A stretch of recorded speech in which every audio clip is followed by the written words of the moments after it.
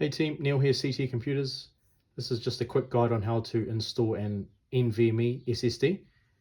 This one here in particular. There's a slot for it there. I've actually removed the heatsink, which is here. Anyway, I'll just show you how it goes in. So it just slots on the top there, and then you just have a little screw there.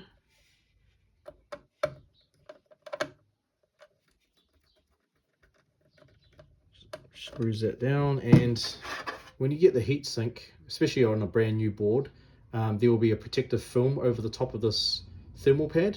It's like a blue sticker thing that you just need to peel off, and that allows, so that just sits basically on top like that, and you've got two screws, so one there and then one there to screw it down, but that just allows the heat from the NVMe SSD to transfer to this, and it basically acts as a heatsink.